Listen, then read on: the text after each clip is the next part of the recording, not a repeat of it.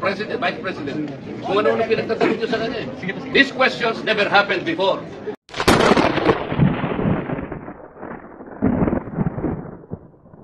O ito mga kabisdak, nako mainit ho ito na usapin ngayon.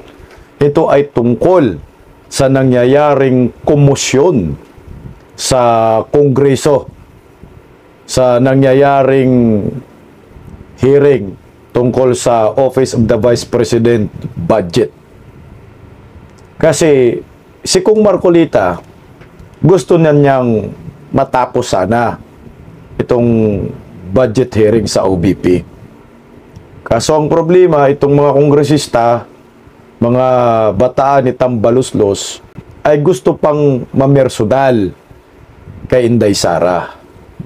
Iayaw ni Kong Marcolita ng ganyan, kaya pumalag si Kong Marcolita. Kaya nagkaroon ng komosyon. Kaya hindi ko rin maintindihan, itong si Paduano ba to, biglang nagkasabatan sila ni Kong Marcolita.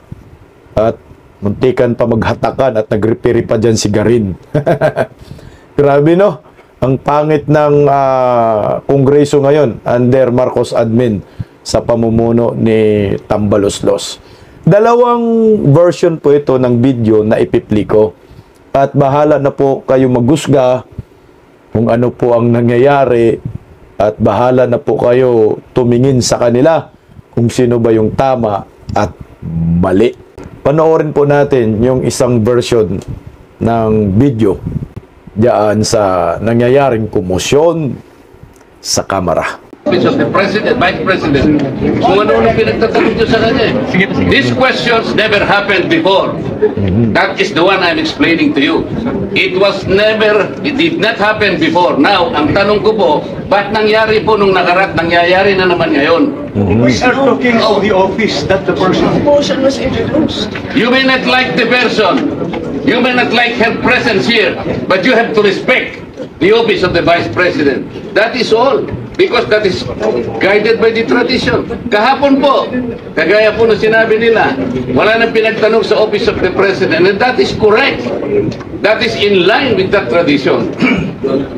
Ngayon po, kung ang tinatanong ko ngayon, are we discarding that tradition?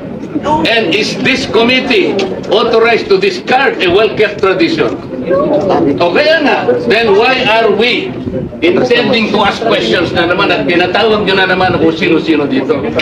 That is why, kung hindi po kayo makakasagot, madam, ang tinanong ko na sa inyo, I am now moving. Oh, may pratinela pa? Saan po kayo nakakita ng ganon? This did not happen anytime. Panglabing 7 taon ko na po ito. Alam nyo, Madam Stella, I was already here when the Vice President was Noli Di Castro, when the Vice President was Binay, when Vice President... But you were also here in the last hearing. No motion was introduced.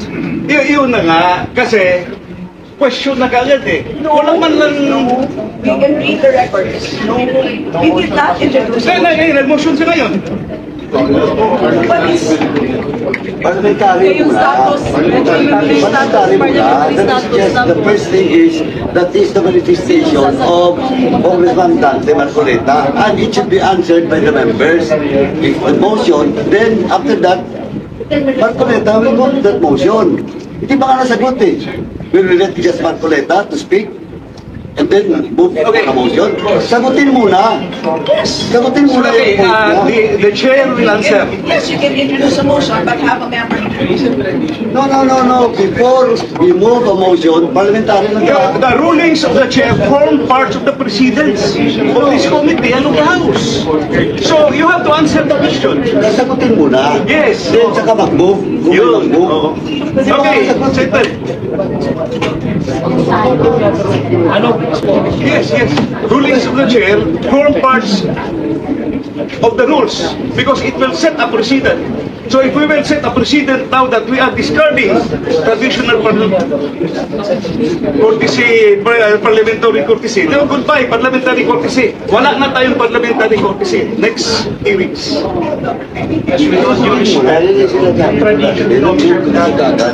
Dapat members answer your query or your manifestation. Then, Paano yung binigay chairman na tinatanong ko? Pira naman natin. Kaya pa, siya yung salita na kayo. Kaya naman ito report. Pwede mo salita yung iba. Hindi pwede chairman lang. Di ba? Di ba? Pwede mo yung dagres. Saan parliamentary procedure in the House that the members can speak. Pwede. Di ba?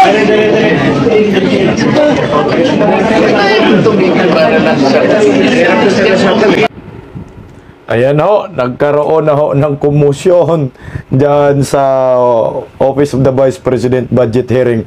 Meron pa ako pang ipiplay na isa pang version. Medyo malinaw-linaw ho ito mga kabisda kasi kita dito si Kimbo. Panoorin natin. Ba't ang nangyari, a barrage of questions. That's why I'm asking. Bakit natin ginawa yun earlier? Are we not already respecting a tradition well kept by this House? Respect tradition. Hindi nga, pinagtatanong nyo siya. Meron pang pradinela disrespect to the office of the President, Vice President. Kung ano pinagtatanong nyo sa kanya. These questions never happened before. That is the one I'm explaining to you. It did not happen before. Now, ang tanong ko po, ba't nangyari po nung nakaraan, nangyayari na naman ngayon? We are talking of the office, not the person. Motion was introduced. You may not like the person, you may not like her presence here, but you have to respect the office of the Vice President. That is all. Because that is guided by the tradition. Kahapon po, kagaya po na sinabi nila, wala nang pinagtanong sa office of the President, and that is correct. That is in line with that tradition. Ngayon po, kung ang tinatanong ko ngayon, are we discarding the tradition? And is this committee authorized to discard a well-kept tradition?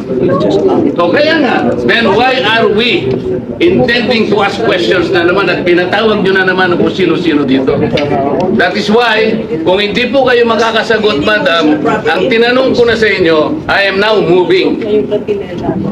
Oh. May pratinela pa? Saan po kayo nakakita ng gano'n? This did not happen anytime. Pang-labing 7 taon ko na po ito. Alam nyo, Madam Stella, I was already here when the Vice President was Noli Di Castro, when the Vice President was Binay, when Vice President... But you were also here in the last hearing. No motion was introduced. Yun na nga, kasi question na kaagad eh. Wala man lang... We can read the records. No, he did not introduce Kaya it. nag-motion siya ngayon. But it's parliamentary yung status, parliamentary status, parliamentary status. The first thing is that is the manifestation of Congressman Dante Marcoleta, and it should be answered by the members. If a motion, then after that, Marcoleta will move that motion. Okay, ayan na ho mga kabisdak yung nangyayaring kumusyon sa Office of the Vice President budget hearing. Talagang tumaas ho ang boses ni Kong Marcolita dahil nga ho naman itong si Kimbo gusto pang mamimersonal kay Vice President Inday Sara Duterte.